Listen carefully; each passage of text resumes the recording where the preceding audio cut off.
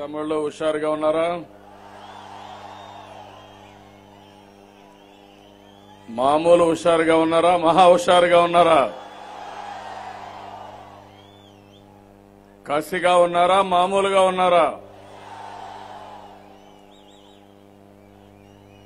ఈరోజు మిమ్మల్ని అందరినీ చూస్తా ఉంటే ప్రతిరోజు నేను టెలికాన్ఫరెన్స్ లో మాట్లాడుతున్నాం కానీ ముఖాముఖిన ఒకసారి మాట్లాడాలని, కుటుంబ సభ్యులతో కొంత సమయం గడపాలని ఈరోజు నేను ఇక్కడికి వచ్చాను. మొదటిసారి మీరు చూస్తే చాలా ఎలాబరేట్ ఎక్సర్సైజ్ చేశాం. 12-13 రోజులు 25 పార్లమెంట్లు మీతో డీటెయిల్డ్ గా చర్చించాను. ఏరియా కోఆర్డినేటర్లతో, ఆ పైనుండే నాయకులందరితో మాట్లాడాను.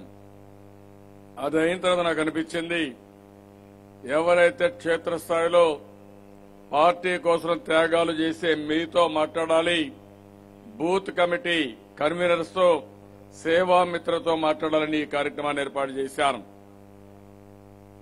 జిల్లాకు ఒక రోజు పెట్టుకుని, ఒక్కొక్క మీటింగ్ పెట్టుకుని 4 రోజుల్లో యుద్ధం చేసే సైనికులు మీరే.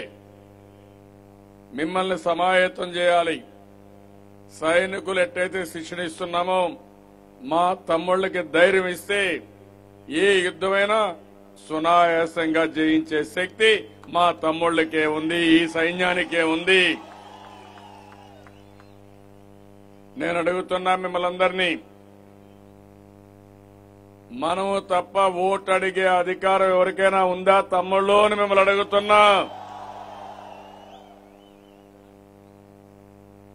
ఒక పక్క మీరు చూస్తే నరేంద్ర మోడీ, ఇంకొక పక్క కేసీఆర్, ఇంకొక పక్క జగన్మోహన్ రెడ్డి, కోడి కత్తి. మీ దగ్గర కోడి కత్తి కాక అనే మాట మాట్లాడకపోతే మీరు ఒప్పుకునేట్టుగా లేరు. ఆ పరిస్థితికి వచ్చింది. నిన్న ఈరోజు ఇంకో డ్రామా కూడా చూశారు. మీరంతా చూశారా తమ్ముళ్ళు? ఎక్కడన్నా ప్రపంచంలో మీరు ఎవరన్నా చేయగలుగుతారా? మరి మీకు ధైర్యం ఉందా? ఇంత నీచంగా మనం ప్రవర్తిస్తామా? ఓసారి బాధేస్తుంది. నిన్న జరిగిన సంఘటన ఒకసారి మనం నెమరేసుకోవాలి. 5:30 గంటలకు పిఏ వెళతాడు ఇంటికి, వివేకానంద రెడ్డి గారి ఇంటికి. ఆయన లేడు, తలుపు కొడితే లేలేదని ఆయన ఫోన్ చేసి అక్కడే కసోపు కూర్చొని పేపర్ చదువుకుంటాడు. తర్వాత పని మనిషి వస్తుంది. వచ్చిన తర్వాత పని మనిషి ఇంకా లేలేదంటే, తలుపు కొట్టిన ఆయన తలుపు తీయలేదంటే వాచ్మెన్ కూడా లేపి వెనకాన పోయి చూస్తారు. అక్కడి నుంచి నేరుగా వెనక తలుపు తెరిచి ఉంటుంది. నేరుగా లోపలికి వెళతారు. బెడ్రూమ్ లో కాకుండా బాత్రూమ్ లో పడిపోయి హెవీ బ్లీడింగ్ ఉంటుంది. అది చూసిన తర్వాత నాడి బట్టి చూసి చనిపోయాడని నిర్ధారణకు వస్తారు. నిర్ధారణకు వచ్చి ఆయన భార్యకు ఫోన్ చేస్తారు. తమ్ముళ్ళు కూర్చోండి, మా కూర్చోండి, ఏం కాదు కూర్చోండి, వాళ్ళు కూర్చున్నారు. ఆయన భార్యకు ఫోన్ చేస్తారు. ఫోన్ చేసిన తర్వాత అల్లుడు గుండుకొని, ఇక్కడ అనుమానాలున్నాయి, మీరే దెబ్బలు తగిలాయంటున్నారు, పోలీస్ కంప్లైంట్ కూడా వింటారు. మీరు చూడండి, 9:15 వరకు సాక్షిలో న్యూస్ వేస్తారు. హార్ట్ అటాక్ తో చనిపోయారు, వైఎస్ కుటుంబంలో ఒక బాధాకరమైన సంఘటన వేసుకుంటారు. 6:30-6:40 పోలీసులకు ఫోన్ చేస్తారు. పోలీసులు అక్కడికి వెళ్లే లోపల డెడ్ బాడీని తీసుకొచ్చి బెడ్రూమ్ లో పెడతారు. రూమ్ అంతా రక్తం ఉంటే అన్ని కడిగేస్తారు. నేను అడుగుతున్న తమ్ముళ్ళు, మీరెవరైనా సరే మీ ఇంట్లో మర్డర్ జరిగితే దాన్ని హార్ట్ అటాక్ అని చిత్రీకరించే ధైర్యం మీకుందా అని మిమ్మల్ని అడుగుతున్నా నేను. ఏం తమ్ముడు, మీకు ఎవరికైనా ధైర్యం ఉందా? ఏం తమ్ముళ్ళు మీకు ఎవరికైనా ధైర్యం ఉందా? నెత్తిన దెబ్బలు చూశారు, దారుణమైనటువంటి ఆయుధాలు వాడారు, మెదడు కూడా బయట వచ్చింది. ఆ పిఏ ఇచ్చిన రిపోర్ట్లోనే 2 లీటర్ల బ్లడ్ రక్తం ఆ రూమ్ లో పడిపోయిందని చెప్తారు. అలాంటి సమయంలో మీరు ఎవరైనా సాక్ష్యాధారాలు లేకుండా చేయడానికి సాహసం చేసే ధైర్యం మీకు ఎవరికైనా ఉందా అని నేను మిమ్మల్ని అడుగుతున్నా. రూమ్ అంతా కడిగేస్తారు,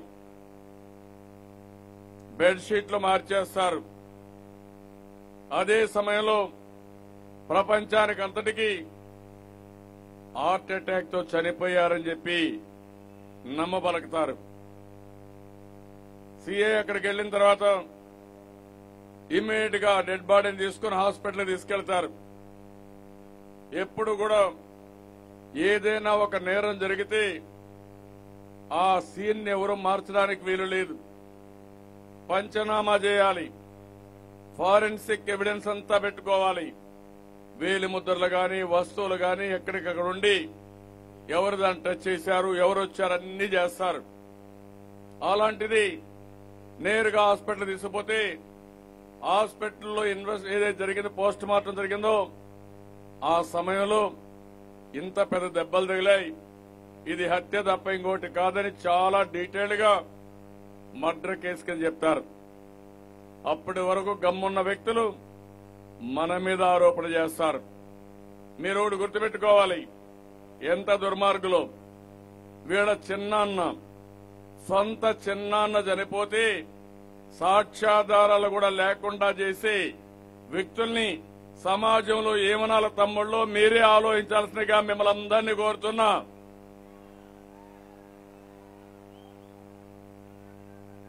ఏమంటారు మీరు? ఇది ఘోరమైన నేరం అవునా కాదా అని మిమ్మల్ని అడుగుతున్నా. ఎప్పుడన్నా మనం విన్నామా అని మిమ్మల్ని అడుగుతున్నా నేను. అంటే సాక్ష్యాధారాలు తారుమారు చేసి మర్డర్, కనీసం బయట వాళ్ళు కూడా కాదు, వీళ్ళ చిన్నాన్నే చనిపోతే కనీసం సాక్ష్యాధారాలు కూడా తారుమారు చేసి ఎక్కడ దొరకకుండా చేసి హార్ట్ అటాక్ తో చనిపోయాడని బయట ప్రపంచానికి నమ్మించాలని ప్రయత్నం చేశారు. హాస్పిటల్ పైన మొత్తం సాక్ష్యాలతో ఇస్తే అక్కడి నుంచి పోలీసుల పైన ఎదురుదాడి చేస్తారు, మన మీద ఎదురుదాడి చేస్తారు. వాళ్ళ ఇంట్లో మనం పోయి సాక్ష్యాలు తారుమారు చేసినట్టు. నేను అడుగుతున్నా మిమ్మల్ని అందరినీ, ఈరోజు ఇంత దారుణం చేసిన వాళ్ళు రేపు ఒక్క సీటు ఓటేస్తే వీళ్లు మనల్ని బతకనిస్తారా తమ్ముళ్ళు అని మిమ్మల్ని అడుగుతున్నా. సాయంత్రానికి మళ్ళా ఒక లెటర్ ఇస్తారు.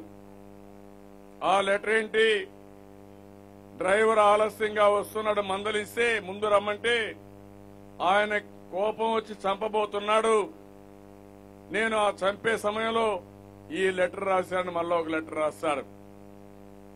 ఇవన్నీ కూడా ఒక డిటెక్టివ్ నవల్లో ఏం జరిగిందో ఆ వారికి కనపడుస్తా ఉంది మనకు. చాలా దారుణంగా ఉంది. ఈ రోజు మళ్ళా గవర్నర్ దగ్గరికి వెళ్తాడు, సిబిఐ ఎంక్వైరీ కావాలంటాడు. నేను అడుగుతున్నా మిమ్మల్ని అందరినీ, మీ ఇంట్లో ఎవరు సాక్ష్యాల్ని తారుమారు చేయాలనుకున్నారు, ఆధారాలు తారుమారు చేయాలనుకున్నారు, బాత్రూమ్ లో చనిపోయిన వ్యక్తిని బెడ్రూమ్ లోకి ఎవరు తీసుకొచ్చారు, అందులో రక్తాన్ని మొత్తం ఎవరు కడిగారు, ఎందుకు హత్యని హార్ట్ ఫెయిల్యూర్ కింద చూపించారో మీరు చెప్పాల్సిన అవసరం ఉంది. 8 గంటలకు పిఏ కంప్లైంట్ ఇచ్చాడు. ఏమని ఇచ్చాడు? ఆయన చనిపోయాడు, అది కాకుండా దెబ్బలు తేలాయి, అనుమానాస్పదలో ఆయన చనిపోయాడని పిఏ కంప్లైంట్ ఇస్తే 9:15 కూడా మీరు ఇది ఆ కుటుంబంలో విషాదం, హార్ట్ అటాక్ తో చనిపోయారని మీరు చెప్పే పరిస్థితికి వచ్చింది. ఆ కుటుంబంలో అందరూ పోలీసులు చెప్పారు, మీరెవరేం పట్టించుకోవాల్సిన పని లేదు, ఆయన చనిపోయింది హార్ట్ ఫెయిల్యూర్ తో చనిపోయాడని అందరికీ చెప్పే పరిస్థితికి వచ్చారు. అంత దాచిపెట్టిన వ్యక్తులు ఈరోజు మళ్లీ కొత్త డ్రామాలు ఆడుతున్నారంటే సిబిఐ కావాలంటున్నారంటే అక్కడ నరేంద్ర మోడీ ఉన్నాడు. సిబిఐ మిమ్మల్ని రక్షించుకోవాలని తప్పుడు వ్యవహారంతో మీరు ప్రవర్తిస్తున్నారు తప్ప ముందు 5 కోట్ల ప్రజలకు చెప్పాల్సిన అవసరం ఉంది. ఏ విధంగా చనిపోయాడు, ఇంట్లో రక్తాన్ని ఎందుకు కడిగారు, ఎందుకు హత్యని హార్ట్ ఫెయిల్యూర్ గా చిత్రీకరించారో జగన్మోహన్ రెడ్డి ఆ కుటుంబం ఈ రాష్ట్రానికి చెప్పాలని మీ అందరి తరపున డిమాండ్ చేస్తున్నారు. తమ్ముళ్ళు మీరు గుర్తుపెట్టుకోవాలి. మీరు ఎవరైనా నమ్మతారా ఇది హార్ట్ ఫెయిల్యూర్ అంటే? తల పగిలిపోయి హార్ట్ అటాక్ వస్తే తలలో రక్తం వస్తుందా తమ్ముళ్ళు? హార్ట్ అటాక్ వస్తే ఎక్కడి దగ్గర వచ్చినా కత్తిపోట్లు ఉంటాయా తమ్ముళ్ళు?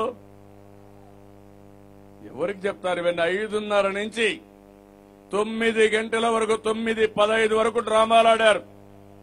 వాళ్ళ ఉద్దేశం పోస్ట్ మార్టం కూడా పోకుండా తప్పుడు సమాచారం ఇచ్చి ఇమ్మీడియట్ గా ఈ కేసుని అషప్ చేయాలనుకున్నారు. ఎప్పుడైతే వాళ్ళ అల్లుడు చెప్పిన తర్వాత కంప్లైంట్ వచ్చిన తర్వాత ఆ కంప్లైంట్ ఆధారంగా పోస్ట్ మార్టం చేస్తే వీళ్ల బండారం మొత్తం బయటపడే పరిస్థితి వచ్చింది. ఇలాంటి దుర్మార్గులు నా జీవితంలో ఎప్పుడూ చూడలేదు. ఇలాంటి వాళ్ళు గాని ఈ రాష్ట్రంలో రూలింగ్ పార్టీగా తమ్ముళ్ళు ప్రతిపక్షంలో ఉండడం కూడా మనందరి దౌర్భాగ్యమని మరొకసారి మీ అందరూ తెలియజేస్తున్నా. రాష్ట్ర ప్రజానీకం ఆలోచించాలి. 5 కోట్ల మంది ఆలోచించాలి. మొన్నే మనం చూశాం ఫామ్ 7 పెట్టారు. ఏం తమ్ముళ్ళు మీ ఓట్లన్నీ సరిగా ఉన్నాయా చెక్ చేసుకున్నారా మీరంతా? 9 లక్షల ఓట్లు తీసేయాలనుకున్నారు. ఎవరు పెట్టారు? ఆ బీహార్ నుంచి ఇంకొక ఆయన వచ్చాడు, పీకే. చాలా తెలివైన వాడు, పెద్ద డెకాయిట్ గా కనపడొస్తున్నాడు నాకు ఆయన. 9 లక్షల ఓట్లు సైబర్ క్రైమ్ ద్వారా వేరే వాళ్ళ పేర్లు పెట్టి కొంతమంది వాళ్ళ కార్యకర్తలు కలిసి ఓట్లు తీసేయాలనుకున్నారు. సరైన సమయంలో మనం కనుక్కున్నాం, పట్టుబడ్డారు. నేను అడుగుతున్నా మిమ్మల్ని అందరినీ, వదిలిపెట్టద్దండి. ఎవడైతే తప్పు చేశాడో ఫామ్ 7 ఉపయోగించాడో వాళ్ళందరూ తప్పకుండా జైలుకు పోయే వరకు వదిలిపెట్టద్దని కార్యకర్తలందరికీ విజ్ఞప్తి చేస్తున్నా. ఇంకొక పక్కన మొన్నే చూశారు ఈడీ ఏ విధంగా జగన్మోహన్ రెడ్డి పనిచేస్తాడో చూశారు. హిందూజా నుంచి 100 ఎకరాల భూమి వాళ్ళ నాయన సీఎంగా ఉన్నప్పుడు ఆ భూమి వాళ్ళకు పర్మిషన్ ఇవ్వాలి. దానిపైన 10 ఎకరాల భూమి ఈయనకి ఇచ్చినగా రాసుకున్నారు. డబ్బులు కూడా వాళ్లే ఇచ్చారు. వేరే కంపెనీకి ఇచ్చారు. అక్కడి షెల్ కంపెనీ తీసుకెళ్లారు. మళ్లీ ఒరిజినల్ కంపెనీ తీసుకొచ్చారు. అక్కడి నుంచి మళ్లీ హిందూజాకి ఇచ్చే పరిస్థితి వచ్చారు. డబ్బులు వాళ్ళదే, మళ్ళా ఆ డబ్బులు వాళ్ళకే వెళ్తుంది, భూమి మాత్రం ఈయనకు వస్తుంది. అంత తెలివైన వాడు. ఇలాంటి తప్పుడు లెక్కలు రాయడం మీకు ఎవరికైనా తెలుసా తమ్ముళ్ళు అని మిమ్మల్ని అడుగుతున్నా. మనం చేయలేం. మనం ఒక నీతిగా ఉంటాం, నిజాయితీగా ఉంటాం, పద్ధతి ప్రకారం ఉంటాం.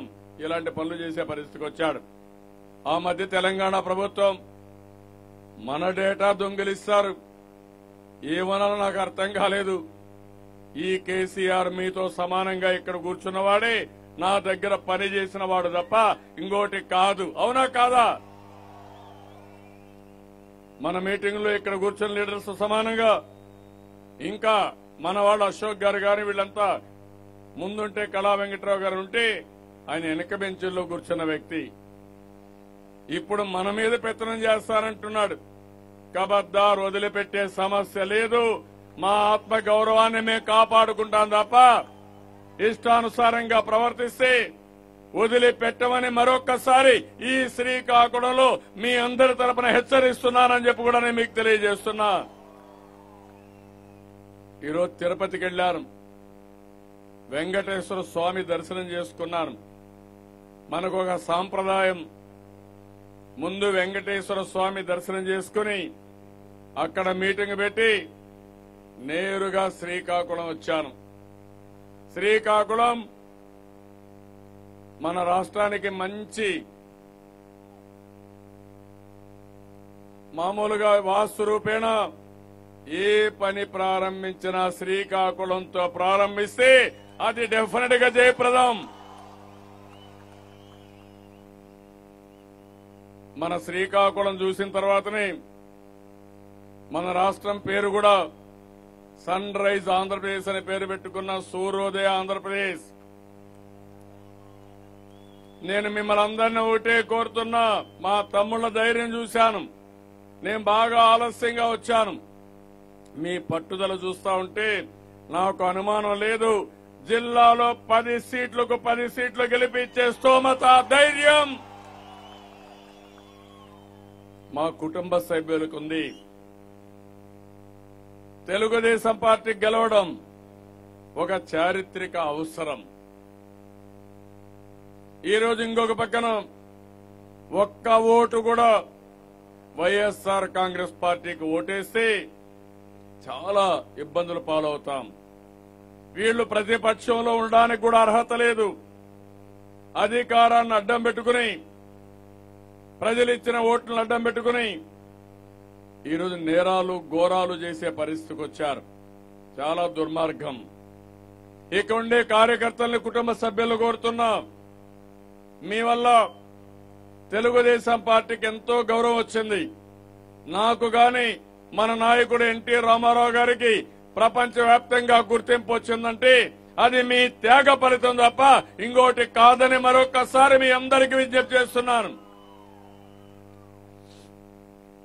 82 నుంచి తెలుగుదేశం పార్టీ జెండా మోశారు. భుజాలు అరిగిపోయేట్టుగా మోశారు. కష్టపడ్డారు. ఎన్నో త్యాగాలు చేశారు. కొంతమంది కార్యకర్తలైతే ఆస్తులు అమ్ముకుని పార్టీ కోసం పనిచేశారు. కొంతమంది కార్యకర్తలు జీవితాంతం పనిచేశారు. ఒక్కొక్కసారి మీకు గౌరవం ఇవ్వకపోయినా మీరు పార్టీ కోసం పనిచేశారంటే నా జీవితంలో ఎప్పుడూ మరిచిపోలేను. నేనందరికీ ఒకటి చెప్తున్నా, దేశంలో ఒక స్ఫూర్తిదాయకమైన కేడర్ ఉన్నారంటే అది ఒక్క తెలుగుదేశం పార్టీకి సొంతం తప్ప వేరే పార్టీకి లేదు. మీ గౌరవాన్ని పెంచడానికి నేను ఆలోచిస్తున్నా. నా కుటుంబ సభ్యుల కంటే మిన్న మీరు ఈ రాష్ట్ర అభివృద్ధిలో మీరు చూపించిన చొరవ, అదే మరి మీ వల్ల ఈ రాష్ట్రం ఎంత అభివృద్ధి అయిందో మనం ఆలోచించుకోవాల్సిన అవసరం ఉంది. నేను ఒకటే కార్యకర్తలందరికీ ఒకటే విజ్ఞప్తి చేస్తున్నా, 5 సంవత్సరాలు రాత్రింబగళ్ళు నేను కష్టపడ్డా, అధికార యంత్రాంగాన్ని కష్టపెట్టా, మీరు సహకరించారు. ఈరోజు దేశంలో నెంబర్ 1 రాష్ట్రం ఏదంటే అభివృద్ధిలో మనమేనని చెప్పి కూడా నేను మీకు విజ్ఞప్తి చేస్తున్నా. ఈరోజు సంక్షేమ కార్యక్రమాలు మీరు ఒకసారి చూస్తే మీ అందరూ కార్యకర్తలు ఒకటి గుర్తుపెట్టుకోవాల్సిన అవసరం ఉంది. నేను ఎప్పుడూ టెలికాన్ఫరెన్స్ లో మీతో మాట్లాడుతున్నా, ఎప్పటికప్పుడు సమీక్షలు చేసుకుంటున్నాం. అందరం ఒకే ఆలోచనతో ముందుకు పోతున్నాం. నా ఆలోచన ఒకటే, నేను మీ దగ్గర చాలా విషయాలు నేర్చుకోవడం, నేర్చుకున్న విషయాలు మళ్లీ మీకు చెప్పడం, మీరు నేను కలిసి ఒక శక్తివంతమైన పార్టీగా, ఒక శక్తివంతమైన రాష్ట్రంగా తయారు చేసే వరకు మనం ముందుకు పోవాల్సిన అవసరం ఉంది. ఒక విజన్ తయారు చేసుకున్నాం. 1924కి ఏ పార్టీ కూడా తయారు చేయలేదు. గవర్నమెంట్ ఆఫ్ ఇండియా కూడా తయారు చేయలేదు. 5 ఏళ్లు మీరు చూశారు. ఈ 5 ఏళ్లలో విభజన సమయంలో చాలా సమస్యలు వచ్చాయి మనందరికీ. ఈ విషయాలు ప్రజల్లోకి కూడా తీసుకుపోవాల్సిన అవసరం ఉంది. ఇంకా షెడ్యూల్ 9 and 10 ఆస్తుల విభజన ఇంకా జరగలేదు. మనకు రావాల్సిన వాటాలు తెలంగాణ నుంచి రాలేదు. ఇంకో పక్క విభజన చట్టంలో ఉండే హామీలు, ప్రత్యేక హోదా మనకింకా రాలా. అయినా కూడా నేను ఒకటి ఆలోచించాను, మీ అందరి సహకారంతో ఏ ఒక్కరికి ఇబ్బంది కలగకూడదనే ఉద్దేశంతో సంక్షేమ కార్యక్రమాలు చేశాం. మీరు ఒకసారి చూస్తే గర్భిణీ స్త్రీ గర్భం దాల్చినప్పటి నుంచి ఎవరన్నా చనిపోతే వారికి వీడ్కోలు ఇచ్చే వరకు ఈ ప్రభుత్వం వాళ్ళకు అండగా నిలబడ్డాం. మొన్నే మీరు చూశారు, ఆ రోజు నేను పాదయాత్రలో తిరిగినప్పుడు ప్రజల యొక్క సహకారం తీసుకున్నప్పుడు నేను ఒకటే ఆలోచించాను. కొంతమంది పిల్లలు తల్లిదండ్రులు సరిగా చూసుకోలేకపోయారు. వాళ్ళ ఇబ్బందుల వల్ల గాని ఇంకోటి గాని ఆ రోజు ఒక హామీ ఇచ్చాను. ఈ పెద్దవాళ్ళందరికీ కన్న కొడుకుగా ఉంటాను, పెద్ద కొడుకుగా ఉంటానని చెప్పి 200 రూపాయలు 2000 రూపాయలు చేసి 10 రెట్లు పెంచి ఒక పెద్ద కొడుకుగా నెలవారీగా పంపిస్తున్నా. ఇంకొక పక్కన ఆడబిడ్డలకు డాక్రా సంఘాలు నేనే పెట్టాం. ఈరోజు తెలంగాణలో ఉన్నాయి, ఒక్క పైసా ఇవ్వలేదు. 2 విడతలు ఇచ్చాను. పసుపు కుంకుమ కింద ఇచ్చాను. 10,000 రూపాయలు 10,000 రూపాయలు ఇచ్చాను. నాకు 1 కోటి మంది ఆడబిడ్డలున్నారు, చెల్లెళ్లున్నారు. తమ్ముళ్ళు, మీరు ప్రతి ఒక్క ఆడబిడ్డను కలుపుకొని రావాలి. నా మాటగా మీరు చెప్పాలి. మీ అన్న అడగమన్నాడు, మీ అన్న ఎన్నికల్లో నిలబడ్డాడు, మమ్మల్ని ప్రజాప్రతినిధులుగా పంపించారు, మా కోటేసి మీ అన్నను ఆశీర్వదించమని డాక్రా సంఘాలకు మీరు చెప్పాల్సిన అవసరం ఉంది. ఇంకొక పక్కన రైతులు. నేను కూడా ఒక రైతు బిడ్డ. చిన్నప్పుడు నేను కూడా వ్యవసాయం చేశా. అందుకే కష్టాలు తెలిసిన వ్యక్తిని. నరేంద్ర మోడీ 6,000 రూపాయలు ఇచ్చాడు. నేను 24,500 కోట్ల రూపాయలు రుణ భారాన్ని తగ్గించాం, రుణం మాఫీ చేశాం. ఈ రోజు ఆయన 2 హెక్టార్లకు 6,000 రూపాయలు ఇస్తే మనం 9,000 ఇచ్చాం. 2 హెక్టార్ల పైనుంటే 10,000 రూపాయలు ఇస్తున్నాం. 2 అంకెల అభివృద్ధి సాధిస్తామని వ్యవసాయంలో చెప్పి ఆదాయాన్ని రెట్టింపు చేస్తామని గవర్నమెంట్ ఆఫ్ ఇండియా ఫెయిల్ అయితే ఈ రోజు నేను గర్వంగా చెప్పగలుగుతున్నా, 5 ఏళ్లలో 128% ఆదాయం పెంచిన ఏకైక రాష్ట్రం భారతదేశంలో మన రాష్ట్రం అని చెప్పి కూడా నేను మీకు తెలియజేస్తున్నా. 11% వ్యవసాయ అభివృద్ధిలో ముందుకు పోయాం. ఇంకో పక్కన డ్రైవర్లను ఆదుకున్నాం. మీరు ధైర్యంగా చెప్పచ్చు, మోటార్ వెహికల్ టాక్సేషన్ తీసేశాం, థర్డ్ పార్టీ ఇన్సూరెన్స్ కట్టాం, సాధికార సంస్థ పెట్టాం. డ్రైవర్ని పూర్తిగా ఆదుకునే బాధ్యత నాది. నేను అందుకే ఒక మాట చెప్పాను వాళ్ళకి, మీరు ఆటోలో సురక్షితంగా ప్రయాణికులు తీసుకెళ్తున్నారు.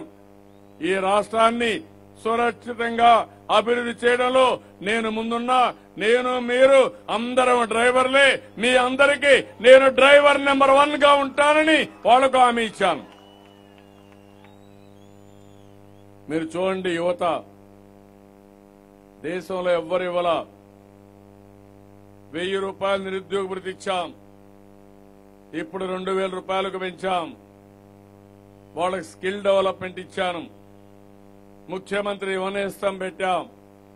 దీనివల్ల తల్లిదండ్రుల పైన ఆధారపడకుండా ఖర్చులకు డబ్బులు కావాలంటే మనం ఇచ్చిన డబ్బులతో ఉద్యోగం వచ్చే వరకు వాళ్ళు గడిపే పరిస్థితి వస్తుంది. అలాంటి కార్యక్రమాల్లో మనం ముందుకు పోయాం. ఇంకో పక్కన చూస్తే ఇండస్ట్రీస్ చూశారు మీరు. పెద్ద ఎత్తున ఇండస్ట్రీస్ కి శ్రీకారం చుట్టాం. 15 లక్షల కోట్ల రూపాయలు విలువ చేసే ఎంఓయూలు చేశాం. ఈజ్ ఆఫ్ డూయింగ్ బిజినెస్ లో మనం నెంబర్ 1 ఉన్నాం. ఇవన్నీ పూర్తయితే 30 లక్షల ఉద్యోగాలు వస్తాయి.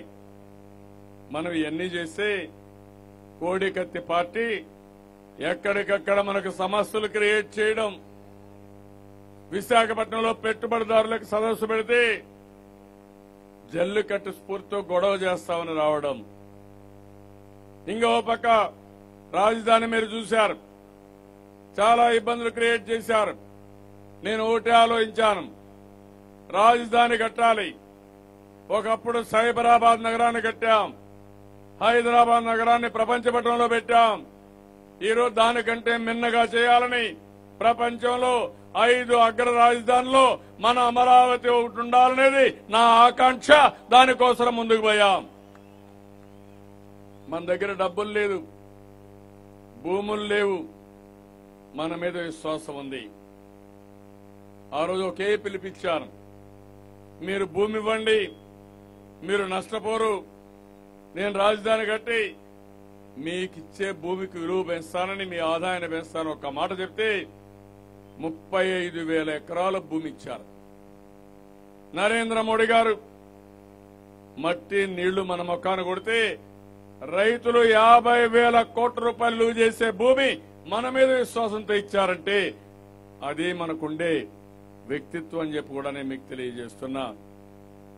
ఈరోజు ఆ రాజధానిని బ్రహ్మాండమైన రాజధాని కడతాం. ఈరోజు శ్రీకాకుళం జిల్లా ఉంది, సాగునీరు మీరు చూశారు. వంశధార ఫేజ్ 2 స్టేజ్ 2లో ఎన్ని ఇబ్బందులు కలిగించారో, హీరమండలం బ్యారేజ్ రాకుండా ఎన్ని ఇబ్బందులు కలిగించారో నేను ఒకటి ఆలోచించాను. రైతులకు నచ్చజెప్పాను, వాళ్ళకి ఇవ్వాల్సిన ప్యాకేజ్ ఇచ్చాను. ఈ రోజు హీరమండలం బ్యారేజ్ కంప్లీట్ అవుతుంది. అదే మరిగా నారాయణపూర్లో ఆనకట్ట కోసం మళ్లీ ఇంప్రూవ్మెంట్ కోసం టెండర్ పిలవడం గాని, ఇంకో పక్క తోటపల్లి పూర్తి చేయడం గాని, మహేంద్ర తనయ గాని, మళ్లీ వంశధార బాహుదా 2 నదులు అనుసంధానం చేసి ఇక్కడి నుంచి బాహుదా నుంచి పెన్నా వరకు అనుసంధానం చేసే వరకు వదిలిపెట్టనని చెప్పి కూడా నేను మీకు తెలియజేస్తున్నా. శ్రీకాకుళం ముఖ చిత్రమే మారుస్తున్నాం. భవిష్యత్తులో నీటి సమస్య లేకుండా ప్రతి ఒక్క ఎకరాకు నీళ్లిచ్చే బాధ్యత నాది. గోదావరి నీళ్లు శ్రీకాకుళానికి తీసుకొచ్చే బాధ్యత కూడా నేను తీసుకుంటున్నానని చెప్పి నేను మీకు తెలియజేస్తున్నా. 8,000 నుంచి 9,000 కోట్ల రూపాయలు ఖర్చు పెడుతున్నాం. ఇంకా ఎక్కువైనా పర్వాలేదు. ఈ పని చేసే వరకు మనం ముందుకు పోతాం. నదుల అనుసంధానం చేసి వాటర్ మేనేజ్మెంట్ ద్వారా ఎక్కడా ఇబ్బంది లేకుండా ముందుకు పోయే పరిస్థితి వస్తుంది. ఈ రోజు మీరు సమీక్షలో మీరు ఒకసారి చూసారు, అన్ని పనులు చేశాం. అభివృద్ధిలో మీరు చూశారు. ఈరోజు కడాన అన్నా క్యాంటీన్ పెట్టి మిమ్మల్ని అందరినీ ప్రజలను ఆదుకోవడం కోసం మామూలుగా అయితే వేరే దిక్కల్లో రోడ్డు మీద భోజనం పెడుతున్నారు. నేను ఆలోచించాను, అన్నా క్యాంటీన్ కేఎఫ్సి స్థాయిలో బ్రహ్మాండమైన వాతావరణంలో చేయాలని. బ్రహ్మాండమైన బిల్డింగ్లు కట్టడమే కాకుండా నాణ్యమైన భోజనం గౌరవప్రదంగా 5 రూపాయలకి పూటకు భోజనం పెట్టే ఏకైక ప్రభుత్వం ఈ తెలుగుదేశం ప్రభుత్వం. ఇలాంటి చాలా కార్యక్రమాలతో మనం ముందుకు పోతున్నాం. పెళ్లి కానుక, చంద్రన్న బీమా, స్కాలర్షిప్లు గాని ఓసారి మా తమ్ముళ్ళకు ఆశ్చర్యం వేస్తుంది, డబ్బులు ఎక్కడి నుంచి వస్తున్నాయని. చాలా మంది అడిగారు డబ్బులు ఎక్కడి నుంచి వస్తున్నాయని. నేను ఒకటే చెప్పా, కేంద్రం డబ్బులు ఇవ్వలేదు, తెలంగాణ వాటా ఇవ్వలేదు. కానీ మనకు తెలివితేటలున్నాయి, డబ్బులు సంపాదించే మార్గం తెలుగుదేశానికి ఉంది. ఆ సత్తాతోనే మనం ముందుకు పోతున్నాం. భవిష్యత్తులో ఇంకా పెద్ద ఎత్తున అభివృద్ధి చేస్తాం. ఈ కార్యక్రమాలే కాకుండా గ్రామాల్లో అభివృద్ధి చూశారు. దర్జాగా అందరూ సిమెంట్ రోడ్లో తిరుగుతున్నారు. నేను అడుగుతున్నా, 2014 కంటే మీ గ్రామాలు బాగున్నారే తమ్ముళ్ళు, మీరే చెప్పండి. బాగున్నాయా? సిమెంట్ రోడ్లు వచ్చాయా? ఎల్ఈడి బల్బులు వచ్చాయా? మరుగుదొడ్లు కట్టామా? వంట గ్యాస్ ఇచ్చామా? నేను అడుగుతున్నా, ఇంకా మనం వేసే రోడ్డు మీదే తిరుగుతారు, మనం వేసిన వీధి దీపాలే వాడుకుంటారు, మనం కట్టిన మరుగుదొడ్లోనే మరుగుదొడ్డి పోతారు, వంట గ్యాస్ ఉపయోగిస్తారు. మనకు తప్పిపోతే ఎవరికి ఓటేస్తారు? తమ్ముళ్ళు మీరే చెప్పమని మిమ్మల్ని అడుగుతున్నా. అదే అడగాల్సిన అవసరం ఉంది. నేను అడుగుతున్నా, 10 అసెంబ్లీ సీట్లకు 10 గెలిపిస్తారా లేదా అని మిమ్మల్ని అడుగుతున్నా. నమ్మకమేనా అని మా తమ్ముళ్ళని అడుగుతున్నా. ప్రజల్లో ఒక ఉత్సాహం ఉంది, అవునా కాదా అని మిమ్మల్ని అడుగుతున్నా. ఇది తెలుగుదేశం పార్టీ కార్యకర్తల ఎన్నిక కాదు, లబ్ధిదారుల ఎన్నిక. ఒక కన్న కొడుకు కోసం, పెద్ద కొడుకు కోసం ముసలి వాళ్ళందరూ ప్రచారం చేయాలి. ఒక అన్న కోసం డాక్రా సంఘాలు ప్రచారం చేయాలి. ఒక రైతు పెద్దన్న కోసం రైతులందరూ ముందుకు రావాలి. దానికి మీరు నాయకత్వం ఇవ్వాలి. కార్యకర్తలు ముందుకు రావాలి, నాయకత్వాన్ని ఇవ్వాలి. ఎక్కడికక్కడ చైతన్యం తీసుకొచ్చి మనం ముందుకు పోయే పరిస్థితి రావాల్సిన అవసరం ఉంది. ఈ రోజు మీరు ఒకసారి చూస్తే ఈ రోజు నుంచి నేను ఇంకొక 3 రోజులు తిరిగి యుద్ధానికి సన్నద్దం చేస్తున్నా. రేపు ఎన్నికల యుద్ధంలో 25 రోజులు మీరు పనిచేయండి తమ్ముళ్ళు, మొత్తం గెలిపించండి. ఆ తర్వాత మిమ్మల్ని ఎట్లా గౌరవించాలనో, ఎట్లా ఆదుకోవాలనో అది నా బాధ్యత. 5 సంవత్సరాలు ప్రజల కోసం పనిచేశాం, సంపద సృష్టించాం, ఆదాయాన్ని పెంచాం, సుపరిపాలన ఇచ్చాం. ఇప్పుడు నేను ఆలోచించేది ఒకటి, రాబోయే 5 సంవత్సరాలు ప్రతిరోజు 3-4 గంటలు నా సొంత కుటుంబం, మా కుటుంబ సభ్యుల కోసం, కార్యకర్తల కోసమే ఇచ్చిస్తానని మరొకసారి మీ అందరికీ హామీ ఇస్తున్నా. మిమ్మల్ని ఆర్థికంగా పైకి తీసుకొస్తాం, రాజకీయంగా గుర్తింపు తీసుకొస్తాం. మీ జిల్లాలో 10 మంది అభ్యర్థుల్ని మనం ఎంపిక చేసుకున్నాం. నేను ఒకటే మిమ్మల్ని అందరినీ కోరుతున్నా, అక్కడక్కడ కొంతమంది కొన్ని రిజర్వేషన్లు ఉండొచ్చు. ఎవ్వరు కూడా మనసులో పెట్టుకోవద్దండి. ముందుకి ఇప్పటికి చాలా మార్పులు తీసుకొచ్చాను. 100 ఓట్లకు ఒక సేవామిత్రున్నాడు, బూత్ కమిటీ కన్వీనర్లు ఉన్నారు, ఏరియా కోఆర్డినేటర్ ఉన్నారు, పంచాయతీ కమిటీ ఉంది, మండల కమిటీ, జిల్లా కమిటీలు ఉన్నాయి. రేపు రాబోయే రోజుల్లో ఎవరైతే బాగా పనిచేస్తారో తమ్ముళ్ళు, వాళ్ళని ఎత్తుక్కుంటూ పదవి మీ ఇంటికి వస్తుంది తప్ప మీకు ఎవ్వరి రికమెండేషన్ అవసరం లేదని మరొకసారి హామీ ఇస్తున్నా. ఒకప్పుడు మనకు ఆర్గనైజేషన్ లేదు, ఆర్గనైజేషన్ ఉన్న టెక్నాలజీ సమర్థవంతంగా లేకుండా మనం ఉపయోగించుకోలేకపోయాం. ఇప్పుడు అభ్యర్థుల ఎంపిక చూశారు. నేను చాలా సిస్టమేటిక్ గా వెళ్లాను. 5-6 నెలలుగా మిమ్మల్ని అందరినీ ఐవీఆర్ఎస్ అడిగాను, వాయిస్ కాల్లో మీ అభిప్రాయాలు అడిగాను. నా ఫోన్లు మీకు వస్తున్నాయా తమ్ముళ్ళు అని మిమ్మల్ని అడుగుతున్నా. మొన్నటి వరకు గవర్నమెంట్ లో అడిగాను, ఇప్పుడు పార్టీలు అడిగాను. కడాన అభ్యర్థులను ఎంపిక చేసే సమయంలో మళ్లీ నేను ఫోన్ చేసి ఈ అభ్యర్థిని ఎంపిక చేశాను, మీకు సంతృప్తిగా ఉందా, మీకు ఆమోదయోగ్యంగా ఉందని మళ్లీ అడిగాను. అదే సమయంలో సర్వేలు కూడా చేశాం. ఇంకో పక్క కార్యకర్తల అభిప్రాయాలు తీసుకున్నాం. అన్ని తీసుకున్న తర్వాత సరైన అభ్యర్థులు ఎంపిక చేశాం. నేను 40 ఏళ్లుగా రాజకీయాల్లో ఉన్నాను, 37 ఏళ్లుగా తెలుగుదేశం పార్టీలో అభ్యర్థులను ఎంపిక చేశాం. కానీ ఈ రోజు నేను చేసిన ఎక్సర్సైజ్ నా జీవితంలో ఎప్పుడూ చేయలేదు తమ్ముళ్ళు. ఆ విషయం మీరు గుర్తుపెట్టుకోవాల్సిన అవసరం ఉంది. నేను అడుగుతున్నా, ఈసారి మనం చేసిన అభ్యర్థుల ఎంపిక మీకు తృప్తినిచ్చిందా లేదా అని మిమ్మల్ని అడుగుతున్నా. గట్టిగా చప్పట్లు కూడా చెప్పండి. మిమ్మల్ని అడిగానా లేదా? ఏం తమ్ముళ్ళు అడిగానా లేదా? మీ ఆమోదంతో అభ్యర్థులను ఎంపిక చేశానా లేదా? మిమ్మల్నే కాదు, ప్రజలు కూడా అడిగా. ఇప్పుడు భారం మీ మీద ఉంది, ప్రజల మీద ఉంది. నేను ఎంపిక చేసింది మీ అందరి సలహాలు తీసుకొని చేశాను. ఈరోజు మళ్ళా తెలుగుదేశం పార్టీ బలంగా ఉండాలంటే, అనుకున్న ప్రగతిని సాధించాలంటే అందరూ కూడా మన అభ్యర్థుల్ని మళ్లీ గెలిపించాలి. మీరు చూశారు, పోయినసారి వైఎస్ఆర్ కాంగ్రెస్ పార్టీకి ఓటేస్తే అసెంబ్లీకి వచ్చి గొడవ చేసేవాళ్లు. 2.5 సంవత్సరాలుగా అసెంబ్లీకి రావడం మానేశారు. వచ్చారా అసెంబ్లీకి? జీతాలు తీసుకున్నారా లేదా తమ్ముళ్ళు? మనం అందరం చెప్తాం, పని చేయకపోతే కూలి ఇవ్వం, అంతేనా? No work no pay. కానీ వీళ్ళకి మాత్రం పని చేయకపోయినా ప్రజాధనాన్ని శాలరీస్ రూపేణా, డిఎల్ రూపేణా తీసుకున్న పార్టీ ఈ వైఎస్ఆర్ కాంగ్రెస్ పార్టీ. పార్లమెంట్ లో మీరు చూశారు, ఇక్కడే అశోక్ గారు ఉన్నారు, అదే మరిగా మన రామ్మోహన్ నాయుడు ఉన్నాడు.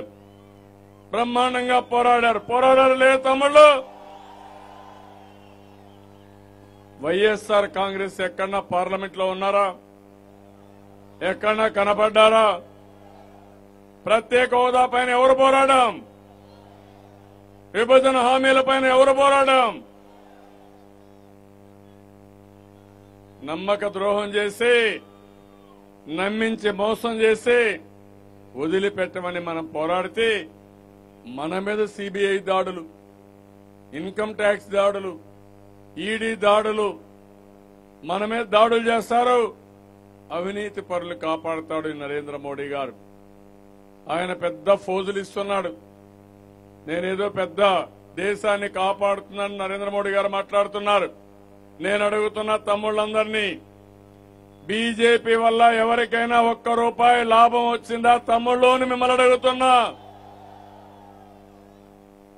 పెద్ద నోట్ల రద్దు మీకు లాభం వచ్చిందా? జీఎస్టీ వల్ల మీకు లాభం వచ్చిందా? రైతులకేమైనా లాభం వచ్చిందా? పేదవాళ్ళకి ఏమైనా చేశారా? కడాన తిత్లీ తుఫాను వస్తే పలకరించారా తమ్ముళ్ళు అని మిమ్మల్ని అడుగుతున్నా. పక్క జిల్లాల్లో ఉండే జగన్మోహన్ రెడ్డికి సమయం లేదు వచ్చి పరామర్శించడానికి. వారం రోజులు ఇక్కడే ఉన్నా. మళ్లీ మామూలు పరిస్థితి వచ్చిన తర్వాతనే తిరిగి హైదరాబాద్ పోయాం తప్ప, అమరావతికి వెళ్ళాం తప్ప, అంతవరకు ఇక్కడే ఉన్నాను.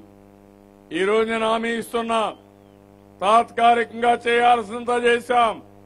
భవిష్యత్తులో ఉద్దానం ఏరియాలో, తీర ప్రాంతంలో పూర్తిగా మిమ్మల్ని ఆదుకునే బాధ్యత, పెద్ద ఎత్తున అభివృద్ధి చేసి మీ సమస్యలన్నీ పరిష్కారం చేసే బాధ్యత తెలుగుదేశం పార్టీదని చెప్పి కూడా నేను మీకు తెలియజేస్తున్నా. వారం రోజులుంటే నాకు ఒక ఆలోచన వచ్చింది.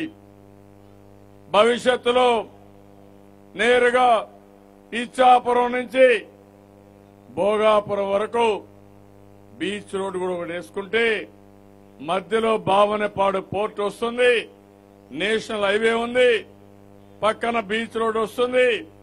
194 కిలోమీటర్లు వేసుకోగలిగితే దేశంలోనే కాదు ప్రపంచంలో ఇలాంటి తీర ప్రాంతం ఎక్కడా ఉండదు. పెద్ద ఎత్తున ఇండస్ట్రీస్ వస్తాయి. నీళ్లున్నాయి, రైల్వే ట్రాక్ ఉంది. ఇంకో పక్కన ఈ 2 రోడ్ల మధ్యలో సముద్రాన్ని కనెక్ట్ చేయగలిగితే బ్రహ్మాండమైన అభివృద్ధి అవుతుంది. నేను ఒకటే మిమ్మల్ని కోరుతున్నా, కొన్ని కారణాల వల్ల శ్రీకాకుళం ఇంకా అభివృద్ధి చేసుకోవాలి. ఇప్పుడిప్పుడే అభివృద్ధి పథంలో పెట్టాం. నీళ్లు ప్రతి ఒక్క ఎకరాకి ఇస్తాం. పెద్ద ఎత్తున పరిశ్రమలు తీసుకొస్తాం. బావనపాడు పోర్ట్ ని పెద్ద ఎత్తున అభివృద్ధి చేస్తాం. ఇలాంటివన్నీ చేయాలంటే 10కి 10 సీట్లు మనమే గెలవాల్సిన అవసరం ఉంది. అది గెలిపించే బాధ్యత మీది. ఇంకో పక్కన కార్యకర్తలందరికీ హామీ ఇస్తున్నా, రేపు మీరు ఎవ్వరు కూడా ధైర్యపడవలసిన అవసరం లేదు. కుటుంబ పెద్ద నేనున్నా. తెలుగుదేశం పార్టీ ప్రతి ఒక్క కార్యకర్త ఎక్కడున్నా మీకు న్యాయం చేసే బాధ్యత నేను తీసుకుంటానని ప్రతి ఒక్క కార్యకర్తకు హామీ ఇస్తున్నా. దీనికి ఒక పటిష్టమైన వ్యవస్థను కూడా ఏర్పాటు చేస్తాం. 37 సంవత్సరాలుగా పార్టీ కోసం పనిచేశారు. ఒక వీర సైనికులుగా మీరు పనిచేశారు. నేను చాలా ఎన్నికల్లో చూశాను. 3 నాకు అర్థమైపోతుంది.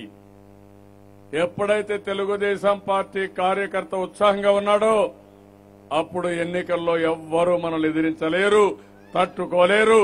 అది మనకుండే శక్తి. ఈ రోజు మీరందరూ ఉత్సాహంగా ఉన్నారా లేదా అని మిమ్మల్ని అడుగుతున్నా. ఉత్సాహంగా ఉన్నా అంటే 2 చేతులు పైకి చెప్పండి. అన్ని సీట్లు గెలిపిస్తారా అని మిమ్మల్ని అడుగుతున్నా. గెలుపు పైన మీకు నమ్మకం ఉందా అని మిమ్మల్ని అడుగుతున్నా. ప్రజల్లో ఆనందం ఉంది, కార్యకర్తల్లో ఉత్సాహం ఉంది. ఇప్పుడు కావాల్సింది ఈ పార్టీలు ఏవైతే కోడికత్తి పార్టీ ఉందో వీళ్లు చేసే రాజకీయాలు, తెలంగాణ నుంచి డబ్బులు వస్తాయి తమ్ముళ్ళు, వస్తాయా డబ్బులు? పంపిస్తాడు. ఎందుకంటే ఇక్కడ వైఎస్ఆర్ కాంగ్రెస్ పార్టీ గెలిస్తే ఆ 4-5 సీట్లు పెట్టుకుని ఢిల్లీలో బేరసారాలు చేయాలని, మన రాష్ట్రానికి అన్యాయం చేయాలని ఆలోచిస్తున్నారు. నేను అడుగుతున్నా, ఫెడరల్ ఫ్రంట్ అన్నారు. ఎవరైతే కేసీఆర్ ఉన్నాడో టీఆర్ఎస్ పార్టీతో పొత్తు పెట్టుకున్నారు, ఈరోజు ప్రత్యేక హోదాకు అడ్డంగా ఉన్నారు. మీరందరూ చెప్పాల్సిన అవసరం ఉంది. ఫెడరల్ ఫ్రంట్ లో 2 చేరారు. మాకు ప్రత్యేక హోదా ఇమ్మని టీఆర్ఎస్ ని లెటర్ రాసే వరకు వదిలిపెట్టకుండా మీరు గట్టిగా ఒత్తిడి చేయాల్సిన అవసరం ఉంది. ఇంకొక పక్కన పోలవరం ప్రాజెక్ట్ ని అబ్జెక్ట్ చేస్తున్నారు. సుప్రీంకోర్టుకు వెళ్లారు. నేను అడుగుతున్నా, పోలవరం ప్రాజెక్టుకు అబ్జెక్షన్ పెట్టే పార్టీతో మీరెట్ట కలిశారో సమాధానం చెప్పాల్సిన అవసరం ఉంది. నేను ఒకటే మీకు హామీ ఇచ్చేది, నేను ఒకటే ఎప్పుడు మీరు చూశారు, ఎప్పుడైనా సరే ఆంధ్రప్రదేశ్ నష్టం జరిగే పని ఎవరు చేసినా వాళ్ళ గుండెల్లో నిద్రపోతాం తప్ప వదిలిపెట్టమని మరొక్కసారి ఈ సభ ద్వారా ఈ శ్రీకాకుళం చెప్తున్నా. శ్రీకాకుళం ఎప్పుడు కూడా ఒక చైతన్యం ఉన్న జిల్లా, బ్రహ్మాండంగా స్ఫూర్తిదాయకంగా ముందుకు పోయిన జిల్లా. ఎప్పుడూ కాంగ్రెస్ పార్టీకి ఓటేయకుండా మనకే ఓటేసిన జిల్లా ఈ శ్రీకాకుళం జిల్లా. ఈ జిల్లా రుణం నేను ఎప్పుడు తీర్చుకోలేని మరొక్కసారి తెలియజేస్తున్నా. చరిత్రలో చాలా మంది నాయకులు ఈ జిల్లా నుంచి రావడం, ఒక పక్కన గౌత లచ్చన్న గారు ఈ జిల్లా నుంచి వచ్చి పెద్ద ఎత్తున ఉద్యమాలు చేయడం, కడాన తెలుగుదేశం పార్టీ వచ్చిన తర్వాత నేను ఎప్పుడూ మర్చిపోలేను. ఎర్రమనాయుడు గారు నాకు చాలా కుడి భుజంగా ఉండి ఏ పని చేయాలన్నా ఒక మాట చెప్తే ఆ పని అయ్యే వరకు పట్టుదలతో పనిచేసిన వ్యక్తి ఎర్రమనాయుడు గారని చెప్పి కూడా నేను మీకు తెలియజేస్తున్నా. తెలుగుదేశం పార్టీ కూడా ఆ రోజు ఈ రోజు కేబినెట్ ర్యాంకులు వస్తే ఈ యొక్క విజయనగరం శ్రీకాకుళానికి ఇచ్చాం, ఉత్తరాంధ్రకి ఇచ్చాం. ఆ రోజు ఎర్రమనాయుడు గారిని కేబినెట్ మంత్రిగా ఇచ్చాం. ఈ రోజు మొన్న కూడా మన అశోక్ గజపతిరాజు గారు మన పార్టీ తరఫున కేబినెట్ లో ఉన్నారు. అలాంటి నాయకత్వాన్ని ఇచ్చిన జిల్లాలు ఈ ఉత్తరాంధ్ర అని చెప్పి కూడా నేను మీకు తెలియజేస్తున్నా. కాబట్టి మిమ్మల్ని అందరినీ చూసినప్పుడు మళ్లీ నేను ఒకటే కోరుతున్నా, ఈరోజు సంక్షేమ కార్యక్రమాలు చేశాం, అభివృద్ది కార్యక్రమాలు చేశాం. ఒకప్పుడు కరెంటు కొరత ఉంటే ఈరోజు కరెంటు ఛార్జీలు పెంచమని 24 గంటల ఇండ్లకు 9 గంటలు వ్యవసాయానికి కరెంటు ఇచ్చిన ఏకైక ప్రభుత్వం మన ప్రభుత్వం. ఆర్టీసీ రేట్లు కూడా పెంచకుండా సమర్థవంతంగా పనిచేస్తూ మనం ముందుకు పోతున్నాం. ప్రజల పైన భారం వేయలేదు, ప్రజలకు న్యాయం చేశాం. ఇంకా ఎక్కువ పనులు చేయడానికి మనం ముందుకు పోతున్నాం. ఇలాంటి సమయంలో మిమ్మల్ని అందరినీ ఒకటే కోరుతున్నా, 1-2 పనులు కాదు, చాలా పనులు చేశాం. ఈ రోజు నేను వెంకటేశ్వర స్వామి దగ్గరికి పోయినప్పుడు నేను చేసిన ప్రార్థన ఒకటే, ఆంధ్రప్రదేశ్ రాష్ట్రాన్ని ప్రపంచంలోనే ఒక ఆదర్శ రాష్ట్రంగా తయారు చేయడానికి ఆశీర్వదించమని వెంకటేశ్వర స్వామిని కోరాను. నాకు వ్యక్తిగతంగా ఏమీ లేదు, భగవంతుడు అన్ని విధాలా ఆశీర్వదించాడు. ఈ రోజు మనం ఆలోచించాల్సింది 2022కి భారతదేశంలో 3 అగ్ర రాష్ట్రాల్లో ఒక రాష్ట్రంగా మనది ఉండాలి. 2029కి నెంబర్ 1 రాష్ట్రం ఏదంటే అది ఆంధ్రప్రదేశ్ గా ఉండాలి. మన హక్కులకు సంబంధించి విభజన హామీలు బీజేపీ ప్రభుత్వం నెరవేర్చలేదు. అవి సాధించుకోవాలి. ప్రత్యేక హోదా మనకు మోసం చేశారు. మీరు ఆలోచిస్తే ధర్మ పోరాటం చేశాం. నిన్నే మీరు చూస్తే విశాఖపట్నం రైల్వే డివిజన్ ఇచ్చారు. ఏమిచ్చారు తమ్ముళ్ళు? ఏమన్నా ఉపయోగం ఉండే డివిజన్ మనకి ఇచ్చారా అని మిమ్మల్ని అడుగుతున్నా. విశాఖపట్నానికి తలలేని మొండాన్ని మనకి ఇచ్చారు. డివిజన్ తీసుకుపోయి రాయగడ్డకి ఇచ్చి విశాఖపట్నంలో డివిజన్ కూడా లేకుండా మనకు జోన్ ఇచ్చే పరిస్థితికి వచ్చారంటే ఆదాయం రాయగడ్డకు, పేరుకు మాత్రం జోన్ విశాఖపట్నానికి ఇచ్చే పరిస్థితికి వచ్చారు. అంటే ఇది పచ్చి మోసం, దగా. నరేంద్ర మోడీ గారు గాని బీజేపీ గాని పూర్తిగా మోసం చేసే పరిస్థితికి వచ్చారు. మీరు ఒకటే చెప్పాలి, 25 పార్లమెంటు సీట్లకి 25 పార్లమెంటు సీట్లు మన అభ్యర్థులనే గెలిపించమని మీరందరూ కోరాల్సిన అవసరం ఉంది. 25 పార్లమెంటు సీట్లు మనం గెలిస్తే తప్పకుండా ప్రత్యేక హోదా వస్తుంది. విభజన హామీలు నెరవేరుతాయి. తెలంగాణ నుంచి రావాల్సిన వాటా కూడా వస్తుంది. ఇవన్నీ మనం సాధించుకునే అవకాశం వస్తుంది. ఇక్కడ మన అభ్యర్థులుగా 2 అభ్యర్థులున్నారు. నేను ఒకటే మిమ్మల్ని అందరినీ కోరుతున్నా. మొట్టమొదటిసారిగా రామ్మోహన్ నాయుడు,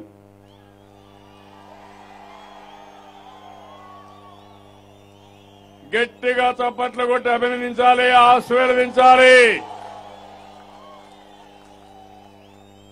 మొన్నే మీరు చూశారు పార్లమెంట్ లో మీకోసం గళమెత్తిన వ్యక్తి రామ్మోహన్ నాయుడు అని చెప్పి కూడా నేను మీకు తెలియజేస్తున్నా. అలాంటి వ్యక్తిని గెలిపించే బాధ్యత మీకుందా లేదా? ఎంత మెజార్టీతో గెలిపిస్తారు? పెద్ద మెజార్టీ రావాలి. నమ్మకమేనని అడుగుతున్నా. రెండో వ్యక్తి అశోక్ గజపతిరాజు గారు. మీరు చూశారు అశోక్ గారిని చూస్తే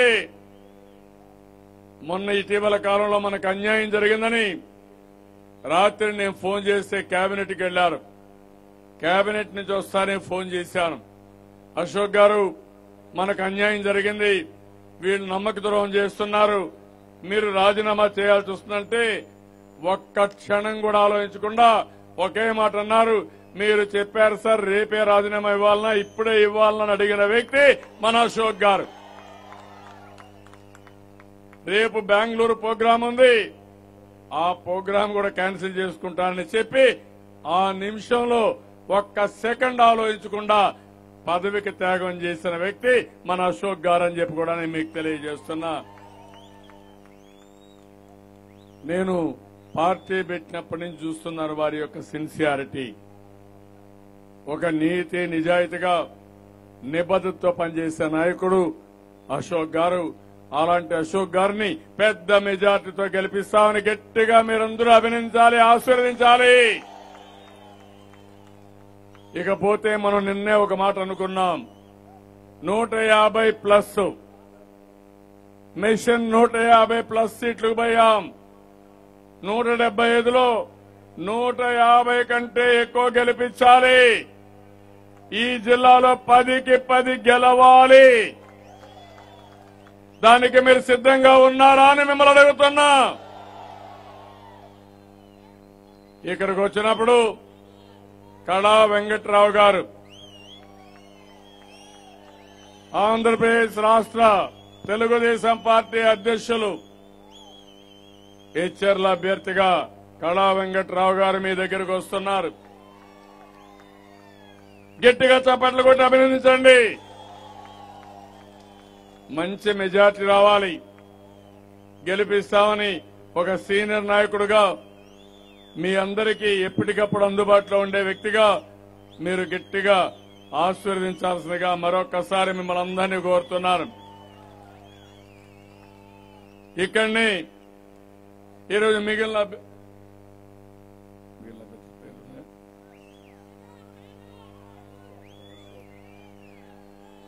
ఇచ్చాపురం నుంచి బెండాల అశోక్ గారు ముందుకురా. గట్టిగా చప్పట్లు కొట్టి అభినందించాలి. మంచి మెజార్టీ గెలిపించాలి. పలాస నుంచి శిరీష్ గారు. ఇప్పుడే మీరు చూస్తే శివాజీ గారు ఆయన ఎమ్మెల్యేగా ఉండి ఒక సీనియర్ నాయకుడిగా ఉండి ఆయన ఒకటి ఆలోచించారు, నా తర్వాత ఇంకొక తరం నాయకులు కూడా రావాలని శిరీష్ గారిని వారే నామినేట్ చేసి వారిని సీట్ ఇమ్మని అడిగిన వ్యక్తి శివాజీ గారని చెప్పి కూడా నేను మీకు తెలియజేస్తున్నా. అదొక రాజకీయ కుటుంబం. గౌత లచ్చన్న గారి గురించి ఎవరూ మర్చిపోలేం. ఆయన కుమారుడిగా శివాజీ గారు తెలుగుదేశం పార్టీలో చాలా సేవలు అందించి ఈరోజు వారు రాజకీయాల్లో ఉత్సాహంగా ఉంటూనే శిరీష్ గారిని మళ్లీ వారే ప్రపోజ్ చేయడం చాలా సంతోషం. గట్టిగా చప్పట్లు కొట్టి మీరందరూ ఆ అమ్మాయిని అభినందించాలి. జిల్లా పార్టీ అధ్యక్షులుగా చాలా బాగా పనిచేసింది. చాలా మంది నాయకులు జిల్లా పార్టీ అధ్యక్షులుగా ఉన్నారు గాని ఆఫీసు కట్టలేకపోయారు, సొంత ఇల్లు కట్టలేకపోయారు. ఒక ఆడబిడ్డగా ఉండి శ్రీకాకుళం జిల్లా ఆఫీసు కట్టే వరకు నిద్రపోకుండా ఆఫీసు కట్టారు. చాలా అభినందన విషయం. ఆ తర్వాత మీరు చూస్తే మన అచ్చెన్నాయుడు గారు టెక్కలి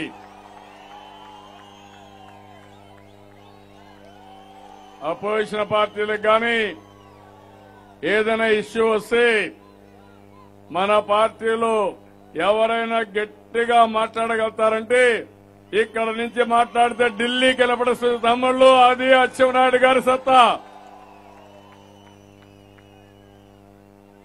మంచి మెజార్టీ తెప్పించాలి. వన్ సైడ్ ఎన్నికలు జరగాలి. ఇంకో పక్కన ఈరోజు ఇక్కడ నరసన్నపేటలో అతి సౌమ్యుడిగా మంచి వ్యక్తిగా బొగ్గు రమణమూర్తి పార్టీలో ఒక సిన్సియర్ కార్యకర్త మొదటి నుంచి పనిచేస్తున్నారు. గట్టిగా చప్పట్లు కొట్టి మనస్ఫూర్తిగా అభినందించండి. మన శ్రీకాకుళంలో లక్ష్మీదేవి గారు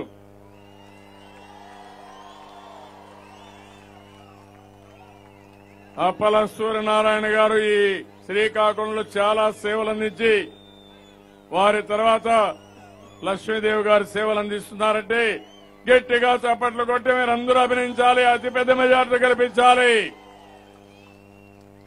ఆముదాల వలస కోనార్ రవికుమార్ ఇంకా మెల్లిగా కొడుతున్నారు, పక్కనే ఉన్నారు మీరు.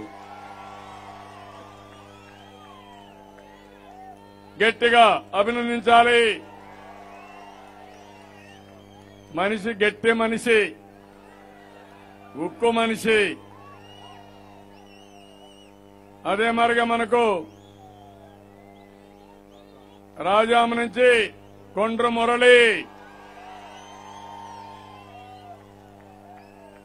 మురళి వచ్చిన తర్వాత రాజాం తిరుగులేని నియోజకవర్గంగా ఎమర్జ్ అయింది. వన్ సైడ్ గెలుస్తున్నాం. అదే సమయంలో పాతపట్నంలో కలమటి మోహన్ రావు గారు కలమటి మోహన్ రావు గారి అబ్బాయి కలమటి వెంకటరమణ గట్టిగా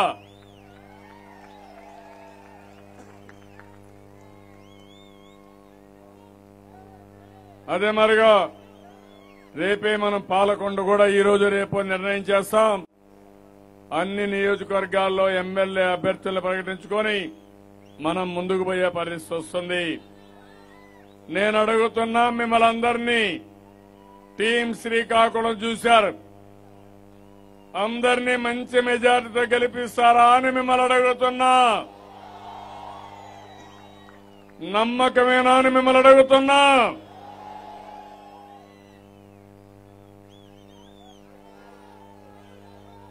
టైగర్లు, పులులు, లైన్లు ఎన్నికలైన తర్వాత చెప్తాను తమ్ముళ్ళు మీ అందరికీ.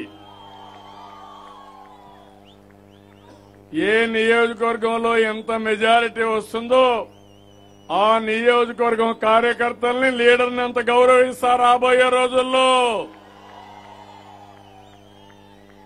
ఇప్పుడు కొత్తగా ఒక రూల్ పెట్టాను. నేను అన్ని పనులు యూనిఫామ్ గా చేశాను. అవునా కాదా? నా నియోజకవర్గంలో ఎప్పుడు 50,000 మెజారిటీ వస్తుంది. మీ నియోజకవర్గాల్లో ఎందుకు రావని మిమ్మల్ని అడుగుతున్నా. వస్తుందా? నమ్మకమేనా? నా నియోజకవర్గానికంటే ఎక్కువ మెజారిటీ తెప్పిస్తారా? ఏమంటారు చెప్పండి గట్టిగా. తక్కువ మెజారిటీ వస్తే మిమ్మల్ని పట్టుకోమంటారా? ప్రతి ఒక్క నియోజకవర్గానికి పోటీ పెడుతున్నాం. జిల్లాలో ఏ నియోజకవర్గంలో ఎక్కువ మెజారిటీ వస్తే వాళ్ళకి ఎక్కువ పనులు చేస్తానని మరొకసారి మీ అందరికీ హామీ ఇస్తున్నా. ఏ ఏరియాలో ఎక్కువ మెజారిటీ వస్తే ఆ నాయకుడిని గౌరవిస్తా, పదవులు ఇస్తా, మిమ్మల్ని పైకి తీసుకొస్తా. ఏ బూత్ లో ఎక్కువ ఓట్లు వస్తే ఆ బూత్ మీద ఎక్కువ శ్రద్ధ పెడదాం. చేయాలనా లేదా అని మిమ్మల్ని అడుగుతున్నా. మొదటి ఎన్నికల్లో అందరికీ సమానంగా పనులు చేశాం. రెండో ఎన్నికల్లో పోటీని పెడుతున్నాం. ఒకరికొకరు పోటీ పడాలి, మంచి మెజార్టీ రావాలి, తెప్పిస్తామని మనం చేసిన పనులకి ప్రతిఫలంగా కూలి ప్రజలు ఇవ్వాల్సిన అవసరం ఉంది. అవునా కాదా? నమ్మకం ఉందా మీకు? ఏం తమ్ముళ్ళు మీకు నమ్మకం ఉందా? ఎవరికైనా అనుమానం ఉందా? ఏం తమ్ముళ్ళు మీడియా వాళ్ళు ఉన్నారు. గవర్నమెంట్ రావడం 100% గ్యారంటీ అని కూడా నేను మీకు తెలియజేస్తున్నా. ఎవరు ఆపలేరు. అయితే మెజారిటీలు రావాలి. 150+ ఉండాలి. 25 పార్లమెంట్లు గెలవాలి. దేశంలో మనల్ని చూస్తే ఈర్ష్యపడే పరిస్థితిలో మీరందరూ పనిచేయాలి. కోడికత్తి పార్టీల ఆలోచనలు పని చేయవని చెప్పాలి. నరేంద్ర మోడీ, కేసీఆర్, జగన్మోహన్ రెడ్డి ముగ్గురు మోడీలు ఇక్కడ ఏమీ చేయలేరని గట్టిగా మనం చెప్పాలి. ఖబర్దార్, జాగ్రత్తగా ఉండండి.